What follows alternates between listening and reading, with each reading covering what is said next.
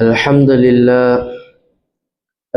لله رب العالمين، والعاقبة للمتقين، والصلاة والسلام على أشرف الأنبياء والمرسلين وعلى آله وأصحابه أجمعين. أما بعد، فقد قال الله تعالى في القرآن العظيم وفي الفرقان المجيد بعد أعوذ بالله من الشيطان الرجيم بفضل بسم الله الرحمن الرحيم. لن ينال الله لحومها ولا دماؤها ولكن يناله التقوى منكم. صدق الله العظيم. புகழனைத்தும் நம்மை படைத்து பரிபாலிக்கின்ற ஏக வல்லோனாகிய அல்லாஹ்வுக்கே உரித்தாகட்டுமாக. அவனுடைய சாந்தியும் சமாதானமும் எம்பெருமானார் ரசூலே கரீம் முஹம்மது நபி ஸல்லல்லாஹு அலைஹி வஸல்லம் அவர்களின் மீதும், அவர்களின் அடிச்சுவற்றை அப்படியே பின்பற்றிய சத்திய சஹாபாக்களின் மீதும், தாபிஈன்களின் மீதும், சுஹதாக்களின் மீதும், சாலிஹீன்களின் மீதும், குறிப்பாக இந்த மஜ்லிஸில் அமர்ந்திருக்கின்ற, இன்னும் அமரவிருக்கின்ற நம் அனைவரின் மீதும் குறைவின்றி நிறைவோடு என்றென்றும் நின்று நிலவட்டுமாக. ஆமீன். அல்ஹம்துலில்லாஹ். அல்லாஹ்வினுடைய மிக பெரும் பேரருளால் இந்த துல்ஹிஜ்ஜா மாதத்தை நாம் எல்லாம் இன்றும் சற்று நிமிடங்களிலே அடையவிருக்கிறோம். கடந்த பயானிலே நாம் பலமுறை சொல்லி இருந்தோம், வருடத்திலே மிக சிறந்த நாட்கள் என்று பெருமானார் ஸல்லல்லாஹு அலைஹி வஸல்லம் அவர்கள் குறிப்பிட்ட இந்த துல்ஹஜ்ஜினுடைய இந்த முதல் 10 நாட்களை சிறந்த நாட்கள் என்பதாக நம்முடைய மார்க்கத்தில் அறியப்படுகிறது. ஒரு முஸ்லிமிற்கு இவ்வழியாக ஒரு சிறந்த நாட்கள் என்பதாக மார்க்கத்தில் அறிவுறுத்தப்பட்டால் அந்த முஸ்லிம்கள் என்ன செய்ய வேண்டும், என்ன செய்யக்கூடாது என்பதை குறித்தும் பெருமானார் ஸல்லல்லாஹு அலைஹி வஸல்லம் அவர்கள் நமக்கு வழிகாட்டி தந்திருக்கிறார்கள். இந்த துல்ஹஜ் பிறையினுடைய துவக்கத்தை ஒரு முஸ்லிம் அடைந்து விட்டால் அந்த முஸ்லிம் அதிகமாக தக்பீர்களை சொல்லட்டும் என்பதாக பெருமானார் ஸல்லல்லாஹு அலைஹி வஸல்லம் அவர்கள் வழிவகுத்து தந்திருக்கிறார்கள். அப்ப இந்த 10 நாட்களில் அனைத்து முஸ்லிம்களும் தக்பீர் சொல்வதென்பது அல்லாஹ்வை அதிகமாக நினைவுபடுத்துதலை குறிப்பதாகும். அல்லாஹ்வை நினைவுபடுத்துதல் என்பது தஸ்பீஹ் மூலமாகவும் இருக்கலாம், திக்ர்களின் மூலமாகவும் இருக்கலாம், தொழுகையின் மூலமாக இருக்கலாம், குர்ஆனின் மூலமாக இருக்கலாம். இப்படி பல வழிமுறைகளில் நாம் அல்லாஹ்வை நினைவுபடுத்துவது நம்முடைய மார்க்கத்தில் நம்முடைய வழிகாட்டுதலாகும். எனவே இந்த 10 நாட்களை நாம் வீணடித்து விடாமல் எவ்வளவு அதிகமாக அமல்களை செய்ய முடியுமோ, ரப்புல் ஆலமீனை கண்ணியப்படுத்த முடியுமோ, எவ்வளவு நன்மைகளை கொள்ளையடிக்க முடியுமோ இந்த நாட்களில் நாம் அதுக்குண்டான செயல்களை நாம் அமல்படுத்துவோம். ரப்புல் ஆலமீன் அதற்குண்டான ஆஃபியத்தையும் தௌஃபீக்கையும் நமக்கு வழங்கி அருள் புரிவானாக. அதே போல பெருமானார் ஸல்லல்லாஹு அலைஹி வஸல்லம் அவர்கள் இந்த 10 நாட்களை சிறப்பு படுத்தியதற்குண்டான காரணம் என்ன?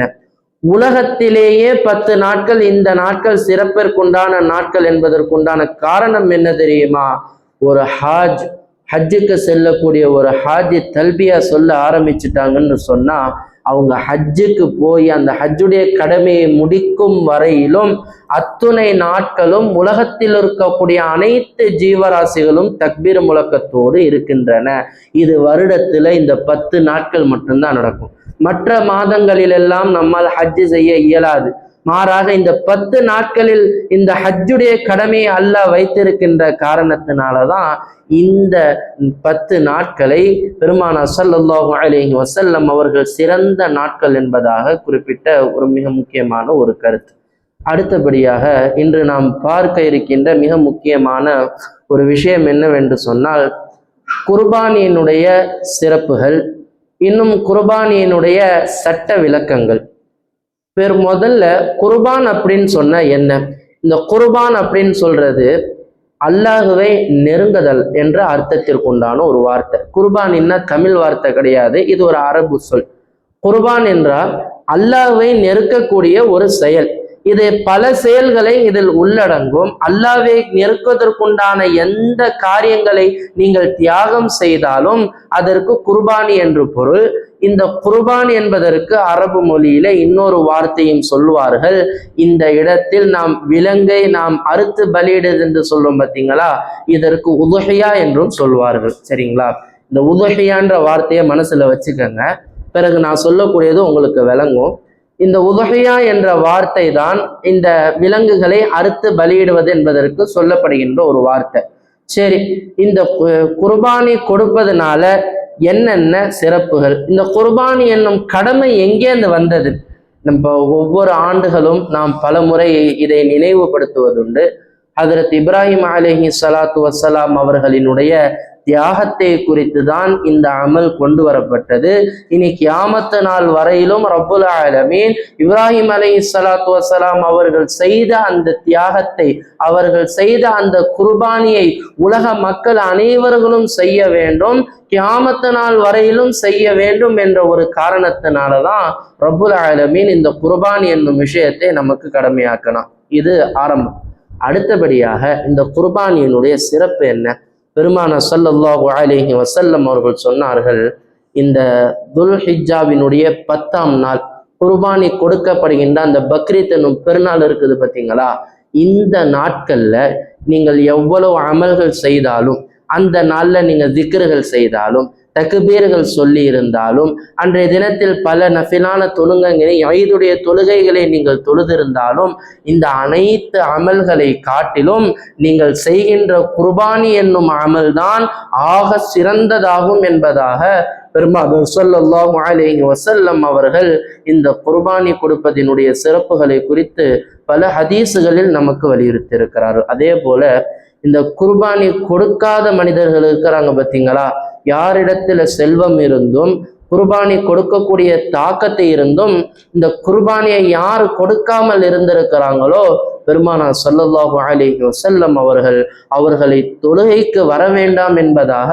வன்மையாக கண்டிக்கவும் செய்திருக்கிறார்கள் என்பதை நாம் நினைவில் கொள்ள வேண்டும். அது மட்டுமல்ல, இந்த குர்பானியினுடைய சிறப்புகளை குறித்து நாம் இன்னொரு முறை சொல்லுமே ஆனால், இன்னைக்கு இந்த குர்பானி அவங்க அறுத்து பலியிடுறாங்க பார்த்தீங்களா, இந்த விலங்கு, நாளைக்கு மறுமையில இவங்களுக்கு சாட்சியாக அந்த விலங்கு வரும்.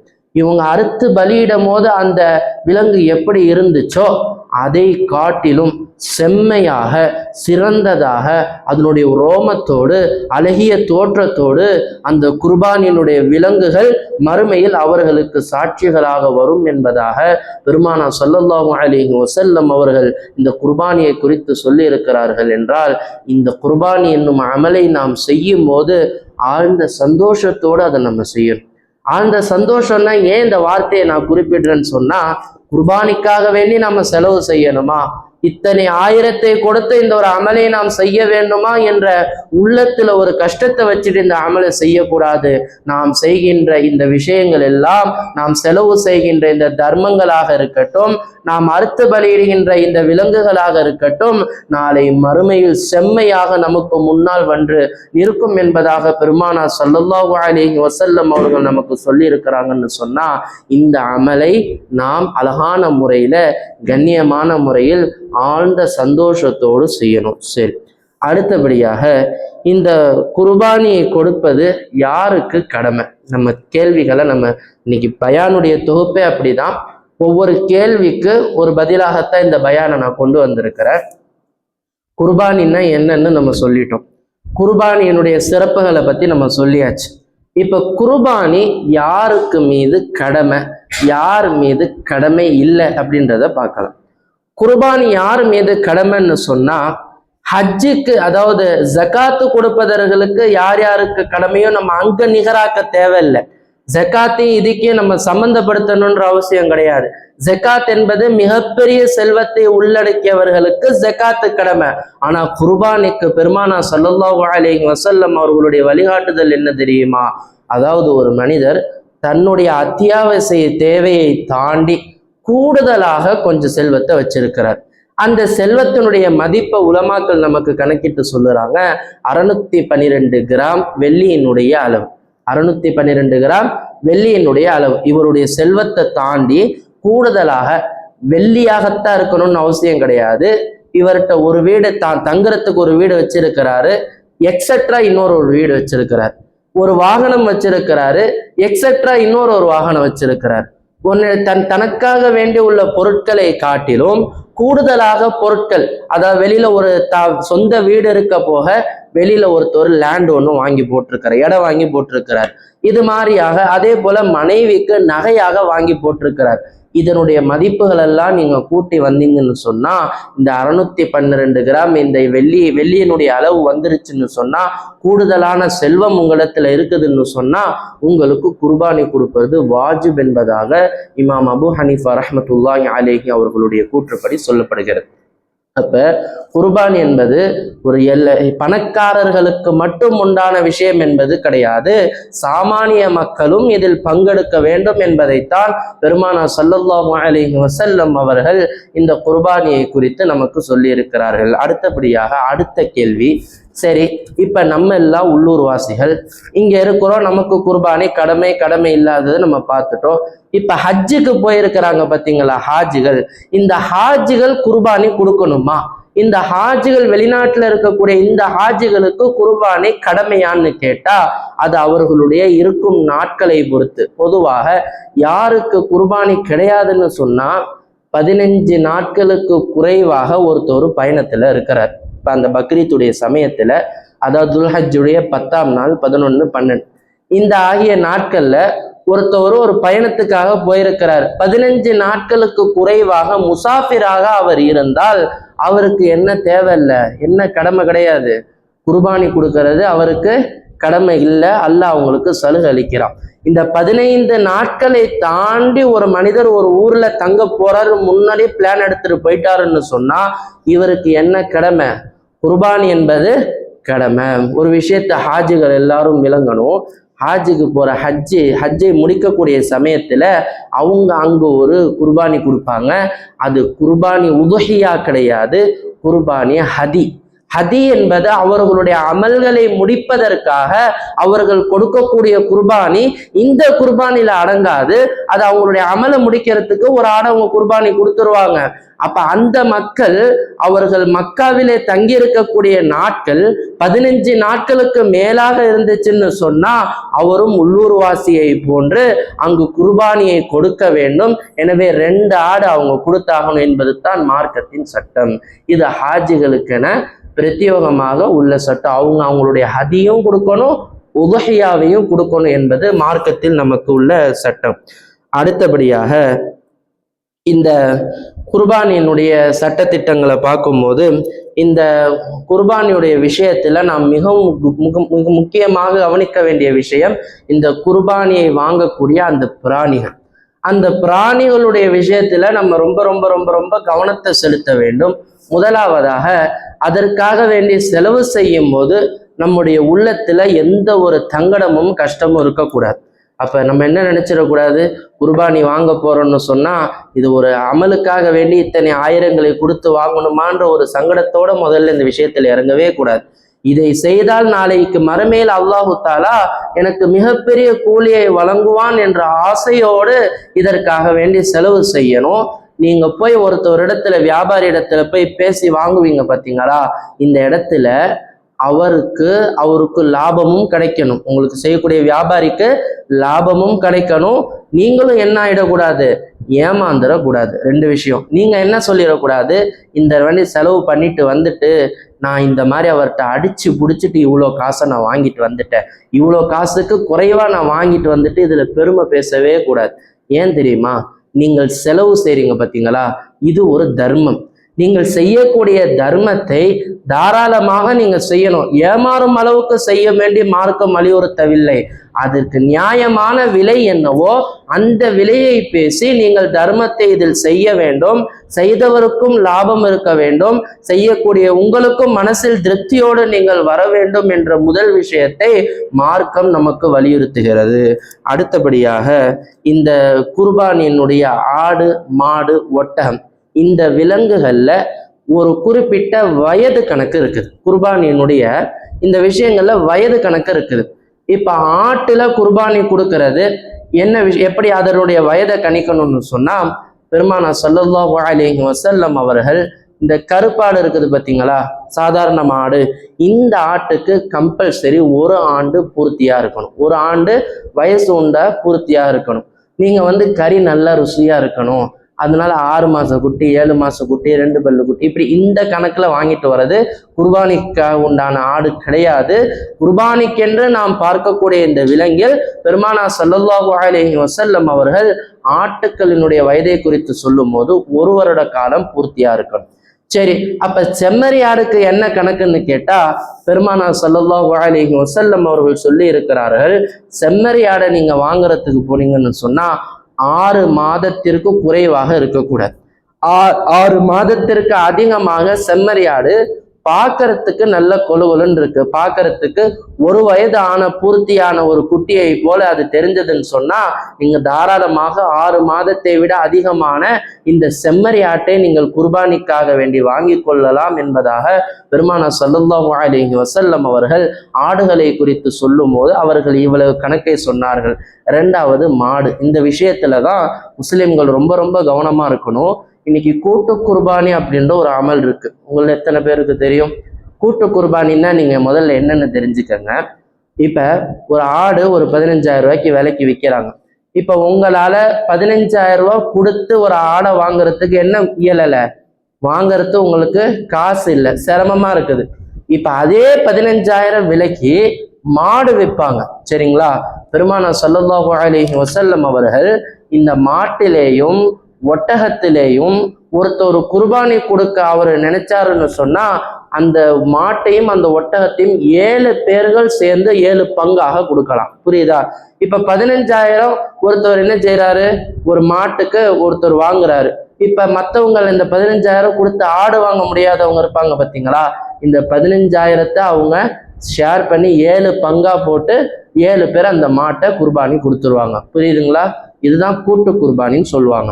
இந்த கூட்டு குர்பானில நம்ம கவனிக்க வேண்டிய மிக முக்கியமான விஷயம் என்னன்னு சொன்னா, மாட்டுடைய வயதை குறித்து பெருமானா ஸல்லல்லாஹு அலைஹி வஸல்லம் அவங்க சொல்லும் போது 2 ஆண்டு காலங்கள் பூர்த்தியான மாடாக இருக்கணும். மாட்டுல எந்த ஒரு சலுகையும் சொல்லலை. எப்படி ஆட்டுக்கு பெருமானா ஸல்லல்லாஹு அலைஹி வஸல்லம் அவங்க ஒரு 6 மாதம் இருந்தாலும் கொழுத்த ஆடாக இருந்தால் சலுகை கொடுத்தார்களோ, இந்த மாட்டுக்கு இப்படிப்பட்ட சலுகைகள் கொடுக்கப்படவில்லை.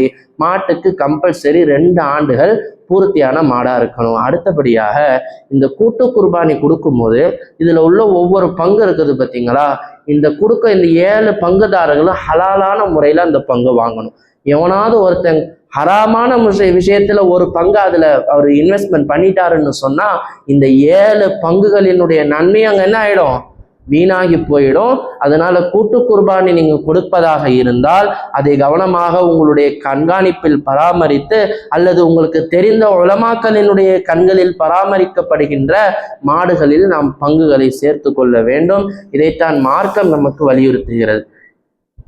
ஒட்டகத்திலையும் குர்பானி கொடுப்பாங்க. பெரும்பாலும் நீங்கள் சவுதி அரேபியா போன்ற நாடுகளில் பார்த்தீங்கன்னு சொன்னா ஒட்டகத்துல அவங்க குர்பானி அதிகமாக கொடுப்பாங்க. இங்க மார்க்கத்துல நீங்க ஒரு விஷயத்தை யோசிக்கணும், ஒட்டகத்தை குர்பானி கொடுக்கறது சிறந்ததா அல்லது ஆடுகளை குர்பானி கொடுக்கறது சிறந்ததான்னு கேட்டா அந்தந்த ஊருக்கு எந்த விலங்குகள் சிறந்ததாக இருக்குதோ அதை நீங்க கொடுக்கறது தான் சிறந்தது. அப்ப ஒட்டகத்தினுடைய கால வயது என்ன, ஒரு ஒட்டகத்தை நீங்க குர்பானி கொடுக்கணும்னு சொன்னா 5 ஆண்டுகள் அதுக்கு பூர்த்தியா இருக்கணும். 5 ஆண்டுகள்னா என்ன அர்த்தம், 5 வயசு முழுமைப்படுத்தப்பட்ட ஒட்டகமா இருக்கணும். அந்த ஒட்டகத்தை தான் மார்க்கத்தில் குர்பானி கொடுப்பதற்கு அனுமதிக்கப்படுகிறது. அடுத்தபடியாக அடுத்த கேள்வி என்ன தெரியுமா? சரி, இப்ப இந்த ஒட்டகத்தை யாருக்கு கடமைன்ற விஷயத்த நம்ம ஆரம்பத்துல பார்த்தோம். இந்த ஒரு குடும்பத்துல ஒருத்தவர் மட்டும் இது குர்பானி கொடுத்தா போதுமா அல்லது குடும்பத்தில் இருக்கக்கூடிய அனைத்து உறுப்பினர்களுக்கும் குர்பானி கொடுக்கணுமா, இது ஒரு கேள்வி. இப்ப பெருமானா ஸல்லல்லாஹு அலைஹி வஸல்லம் அவர்களினுடைய வழிகாட்டுதல், மார்க்கத்தில் உள்ள ஷரியத்தினுடைய சட்டங்கள் என்ன தெரியுமா? ஒருத்தவர் தன்னை செம்ம செழிப்பா இருக்கிற நல்ல வசதியோட இருக்கிறார், அவருடைய மனைவியும் வசதியோட இருக்கிறாங்க, அவருடைய தகப்பனாரும் வசதியோட இருக்கிறாங்க, அவங்களுடைய தாயாரும் வசதியோட இருக்கிறாங்க. இந்த 4 பேருமே குர்பானி கொடுக்கும் அளவிற்கு வசதியாக இருந்தால் குடும்பத்தில் 4 நபர்களும் என்ன கொடுக்கணும்? குர்பானிய கொடுத்தாகணும். புரியுதுங்களா? இன்னைக்கு சில சோசியல் மீடியாக்கள்ல சில கருத்துக்களை சில சகோதரர்கள் தவறான முறையில பகிர்ந்துட்டு இருக்கிறாங்க. என்னன்னு சொன்னா, ஒரு குடும்பத்துக்கு ஒரு ஆடு கொடுத்தா போதும், முடிஞ்சு போச்சு. ஒரு குடும்பத்துக்கு ஒரு ஆடு கொடுத்தா போதும், அந்த ஒரு ஆட்டுக்கே எல்லா கடமை. நல்ல விஷயத்தை நல்ல நோட் பண்ணிக்கணும். பெருமானார் ஸல்லல்லாஹு அலைஹி வஸல்லம் அவர்கள் ஒரு ஆட்டு குர்பானியை கொடுத்து அதனுடைய நன்மைகளுக்கு தன்னுடைய குடும்பத்தாரோட சேர்த்துக்கிட்டாங்க. கடமையை குடும்பத்தார்களோடு சேர்க்கல, மாறாக நன்மைகளை மட்டும்தான். இப்ப நீங்க என்ன செய்றீங்கன்னு சொன்னா, நீங்க ஒரு ஆடை குர்பானி கொடுக்குறீங்க, இப்ப இந்த ஆட்டுக்கு இதனுடைய நன்மைகளை உங்க குடும்பத்தார்களோடு நீங்க பகிர்றீங்க. இவங்களுக்கு இந்த நன்மையை கொண்டு போய் சேர்ப்பாயாக, இந்த நன்மை இவங்களுக்கு போய் சேரட்டும் அப்படின்னு நீங்க பகிர்ந்துக்கிறீங்க. பார்த்தீங்களா? இது வந்து மார்க்கம் ரீதியாக நன்மை பகிர்தல் வேற, மாறாக கடமை. உங்களுடைய குடும்பத்தார்களில் 5 நபர்களுக்கும் கடமைப்பட்டு இருந்தால் 5 நபர்களும் 5 பங்குகளை அல்லது 5 ஆடுகளை குர்பானி கொடுக்க வேண்டும். இதுதான் மார்க்கத்தின் அடிப்படை சட்டம் குர்பானில. இது இன்னைக்கு நம்மள பலர்கள் இதை கடமைப்படுத்த மறந்துடுறோம். இன்னைக்கு மனைவிடத்துல நகை இருக்குது, என்னிடத்துல வருமானம் கம்மியா இருக்குது, என்னுடைய அத்தாட்ட இவ்வளவுதான் வருமானம் இருக்குது, நிலமா இருக்குது, அதனால என் கையில இருப்புக்கு காசு இல்லை, அதனால என்னால குர்பானி கொடுக்க முடியலன்னு நீங்க அல்லாஹ்விடத்துல காரணம் சொல்லவே முடியாது. அல்லாஹ் உங்களுக்கு கொடுத்திருக்கான்னு சொன்னா இந்த அமலை நீங்கள் சந்தோஷமாகவும் மன திருப்தியோடனும் செய்யணும்னா அப்படிப்பட்ட ஒரு அமல் தான் இந்த குர்பானியினுடைய இந்த ஒரு மிக முக்கியமான அமல். சரி, அடுத்த கேள்வி, இறந்தவர்களுக்காக மௌத்தானவர்களுக்காக குர்பானி கொடுக்கலாமா?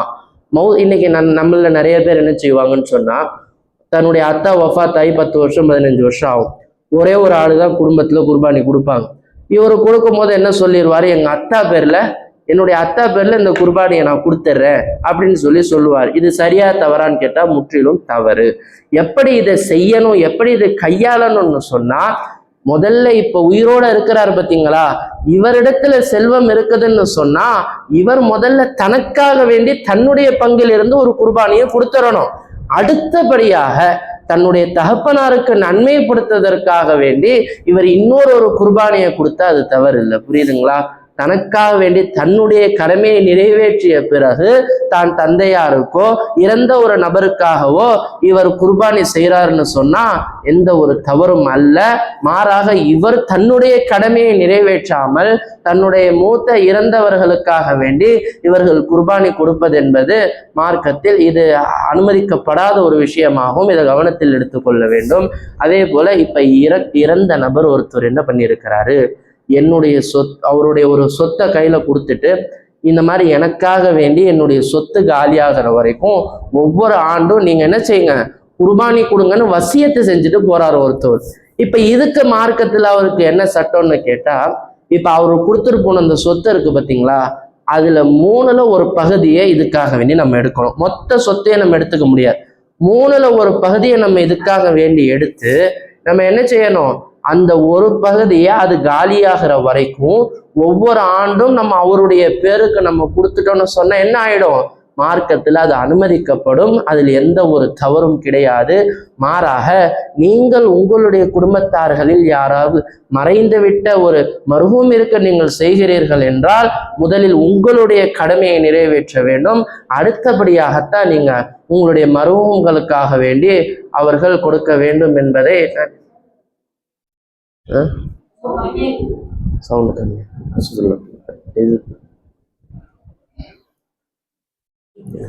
இரு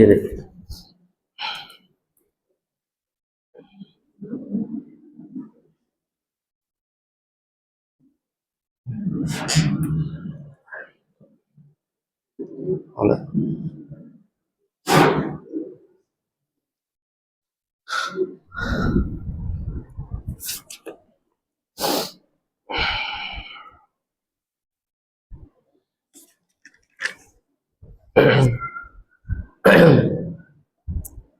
முதலாவதாக யார் குர்பானி கொடுக்க கடமைப்பட்டு இருக்கிறாரோ அவருக்கு தான் குர்பானி கொடுப்பது என்பது முதல் கடமை. பிறகுதான் தான் வசியத்து செய்யப்பட்ட தன்னுடைய பெற்றோர்களுக்காக அடுத்த குர்பானியை அவர்கள் கொடுப்பது என்பது மார்க்கம் நமக்கு கொடுக்கின்ற மிகப்பெரிய ஒரு விஷயம். அடுத்தபடியாக இந்த துல்ஹஜ்ஜினுடைய இந்த 10 நாட்கள் நாம் செய்ய வேண்டிய ஒரு அமல் இருக்குது. அது என்ன அப்படின்னு சொன்னா தக்பீர்கள்.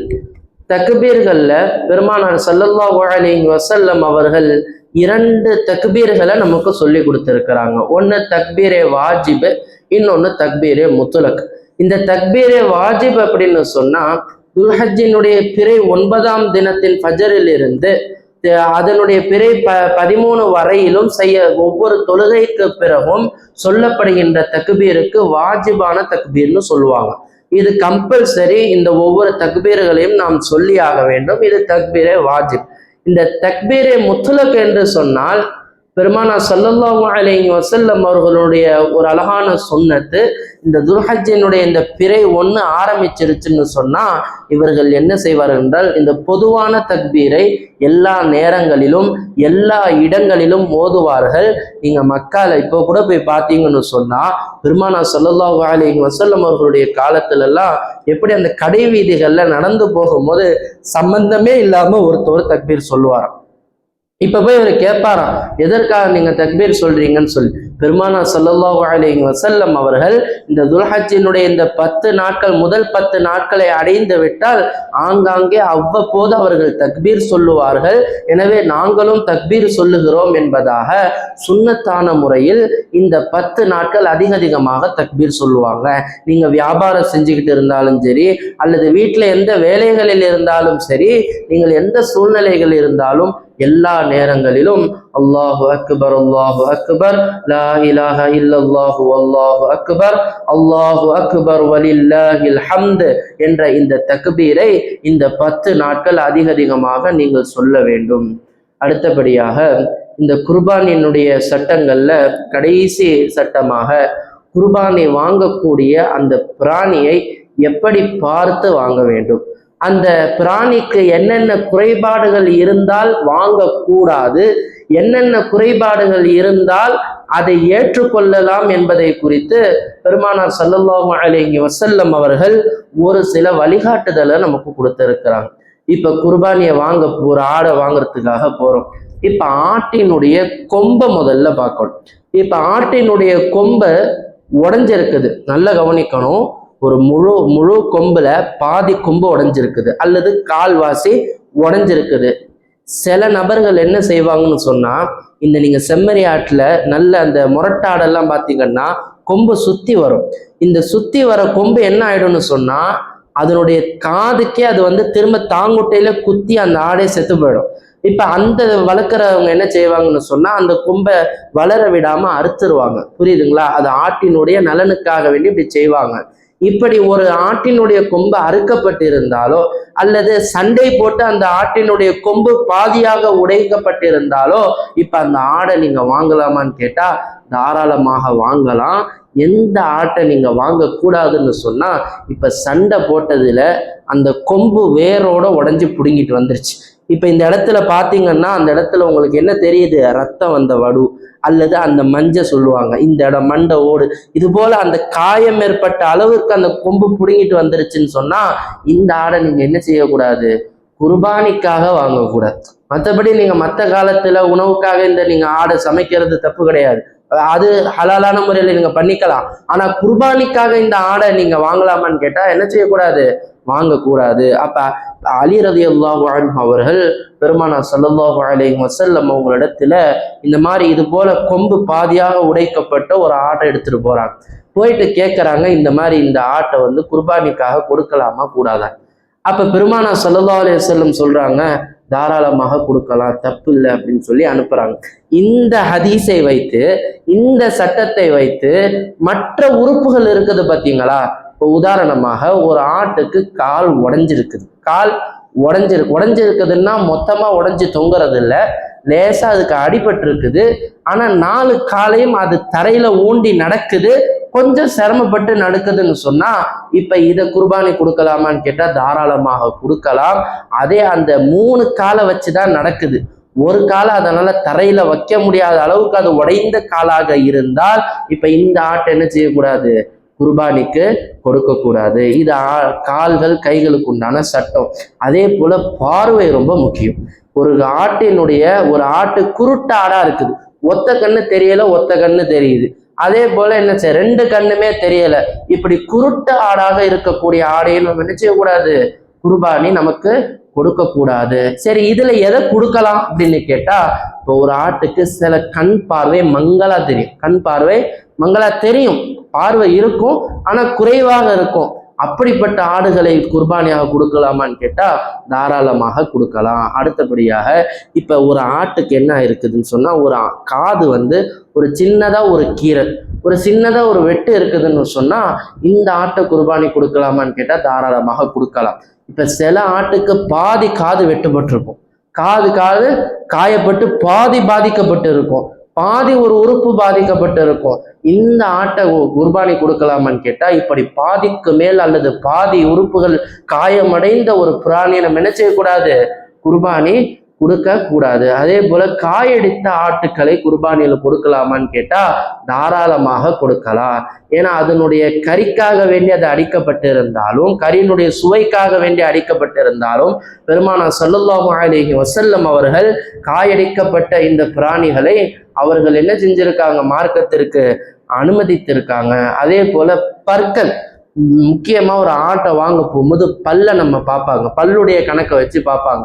இப்ப இந்த பற்கள் சில ஆட்டுகள் சண்டை போட்டோ அல்லது முட்டி கொண்டேன்னா இருக்குது, பல்லெல்லாம் விழுந்து போச்சு, தன்னுடைய இலைகளை சாப்பிடுற அளவுக்கு கூட அதற்கு பற்கள் சரியாக இல்லைன்னு சொன்னா இப்ப என்ன செய்யக்கூடாது, இப்படிப்பட்ட ஆடுகளை குர்பானிக்காக வேண்டி கொடுக்க கூடாது. ஏதோ ஒரு பல்லு ரெண்டு பல்லு விழுந்திருக்குதுன்னு சொன்னா இது தப்பு இல்லை, தாராளமாக குர்பானிக்காக வேண்டி இதை நாம் பயன்படுத்திக்கலாம்.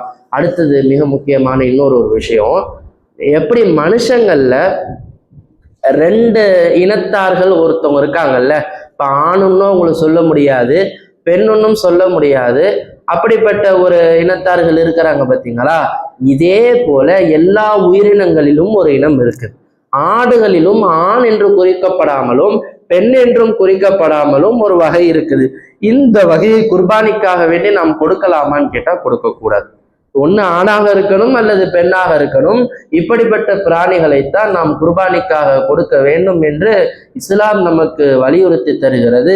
எனவே குர்பானி என்னும் இந்த மிகப்பெரிய ஒரு அமல் இருக்குது பார்த்தீங்களா, இதுல இவ்வளோ மார்க்க விஷயங்கள் அல்லாஹ் இதுல வச்சிருக்கான்னு சொன்னா இதை கொடுப்பது என்பது எவ்வளவு ஒரு வாஜிபான, எவ்வளவு ஒரு கட்டாயமான ஒரு விஷயமா இருக்குன்றத நம்ம பார்க்கணும். மார்க்கம் எதையும் நமக்கு கஷ்டத்தை திணிக்கவில்லை, மார்க்கை எதையும் நமக்கு வலியுறுத்தி இது கஷ்டமாக அப்படி மார்க்கம் ஒருவேளை உங்களுக்கு கஷ்டப்படுத்தி திணிச்சிருந்தா உங்களுக்கு நீங்க ஒரு ஆடு கொடுக்கறது தான் கட்டாயம்னு மார்க்கம் சொல்லியிருக்கும். அப்படி உங்களுக்கு ஒரு ஆடு கொடுக்க வசதி இல்லையா, நீங்க என்ன செய்யுங்க, 7 பேர் சேர்ந்து ஒரு மாடை குர்பானி கொடுங்க, 7 பேர் சேர்ந்து ஒரு ஒட்டகத்தை குர்பானி கொடுங்க, ஈக்குவல் பண்ணிக்கங்க, ஷேர் பண்ணிக்கங்கன்னு அப்படி இந்த மார்க்கம் நமக்கு சொல்லுது பார்த்தீங்களா. இதுதான் ஒரு அழகான ஒரு முன்னுதாரணமான ஒரு மார்க்கமாக இருக்கிறது. எனவே இந்த குர்பானி என்பது மார்க்கம் நமக்கு வலியுறுத்துகின்ற மிகப்பெரிய ஒரு அமலாகும். ஹாஜிகளாக இருக்கட்டும், ஹாஜிகள் அல்லாத இந்த உலகத்தில் உள்ளூர்வாசிகளாக இருக்கக்கூடிய அனைத்து மக்களும் இந்த குர்பானியினுடைய விஷயத்தில் அதிகமாக கவனம் செலுத்த வேண்டும். இந்த குர்பானி கொடுக்கிறது எப்ப கொடுக்கறது சிறந்தது, எப்ப கொடுக்கறது சரி, குர்பானி கொடுப்பதற்கு 3 நாட்கள் வரைக்கும் அவகாசம் இருக்கு.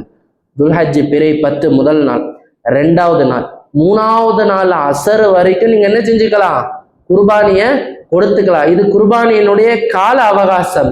இதுல பெருமானார் ஸல்லல்லாஹு அலைஹி வஸல்லம் அவர்கள் எதை நமக்கு சிறந்ததாக ஆக்கியிருக்காங்கன்னு சொன்னா முதல் நாளே குர்பானியை கொடுப்பதுதான் நமக்கு என்னது, குர்பானி கொடுப்பதில் சிறந்தது என்பதாக பெருமானார் ஸல்லல்லாஹு அலைஹி வஸல்லம் அவர்கள் நமக்கு வழிகாண்பித்தார்கள்.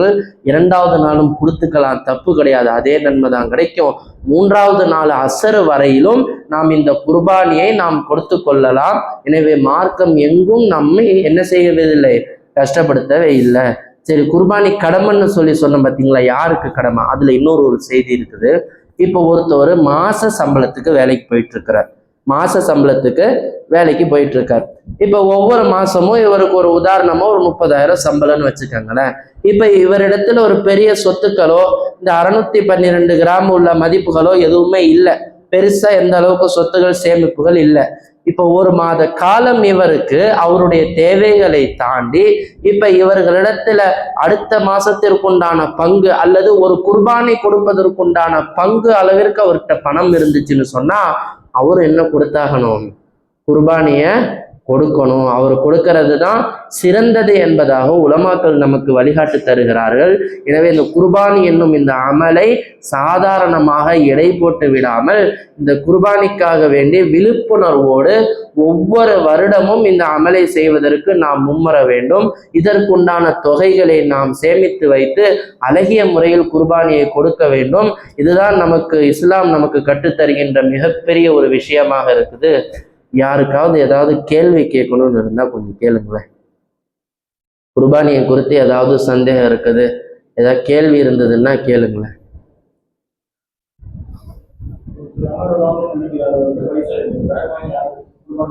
தாராளமாக கடன் வாங்கி குர்பானி கொடுக்கலாமா? அவ்வப்போது அவரிடத்துல கையில காசு இல்லை, ஆனா அந்த கடன் அடைக்கிற அளவுக்கு அவர்கிட்ட வசதி இருக்குது, அது வேற ஒரு பொருளாகவோ வியாபார பொருளாகவோ இருக்குதுன்னு சொன்னா தாராளமாக அவர் கடன் வாங்கி குர்பானி கொடுக்கலாம்.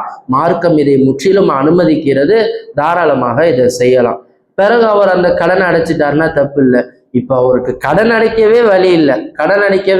வழி இல்லை. நான் முதல்ல ஓதப்பட்ட ஒரு ஆயத்து இந்த பயானுடைய ஆரம்பத்துல நான் ஓதிய வசனமே என்ன தெரியுமா? லை யனாலல்லாஹ லுஹூமுஹா வலா திமாஉஹா வலாக்கி யனாலுஹு தக்வா மின்கும்.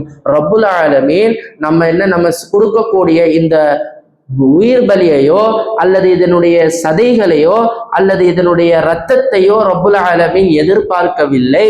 மாறாக வலாக்கி யனாலுஹு தக்வா, அவர் இறையச்சம் என்னும் எண்ணத்தை தான் ரப்புல் ஆலமீன் அந்த மனிதரிடத்துல பார்க்கிறான்னு சொல்லி ஒரு வசனத்தை ஓதி காமிச்சோம். இது ஏன் இப்ப நான் சொல்றேன்னு சொன்னா, சில நபர்கள் என்ன செய்யறாங்கன்னு சொன்னா, தன்னிடத்துல எந்த வசதியும் இருக்காது, தன்னுடைய பக்கத்து வீட்டுக்காரர் 2 ஆடு கொடுக்குறாரு, 3 ஆடு கொடுக்குறாரு, இதை பார்த்தா எனக்கு என்ன மதிப்பாகும்? அதனால நான் என்ன செய்வேன், இவர்கிட்ட அன்றைய காட்சிக்கு உண்டான வழியே ரொம்ப சிரமப்பட்டுட்டு இருப்பாரு. இவர் என்ன பண்றாரு, மற்றவங்க பார்க்கணும், நான் இந்த ஆண்டு நானும் குர்பானி கொடுத்தேன்றது எல்லாரும் குடும்பத்துல பேசணும் அப்படின்றதுக்காக வேண்டி ஒருத்தர் என்ன செய்யறாரு, கடன் வாங்கி குர்பானி கொடுக்குறாருன்னு சொன்னா இது ஏற்றுக்கொள்ளப்படாது. இதுவே ஒருத்தவர் அந்த நேரத்துல வியாபார பொருட்களாக இருக்கும் அல்லது வேற ஒருத்தரத்துல பணம் லாக்ல இருக்கும், ஆனா இவர் குர்பானி கடமையா இருக்குது. இப்ப இதற்காக வேண்டி ஒருத்தர் இடத்துல கடன் வாங்கி கொடுக்கிறாருன்னு சொன்னா தாராளமா இந்த குர்பானி அல்லாஹ் ஏற்றுக்கொள்வார்.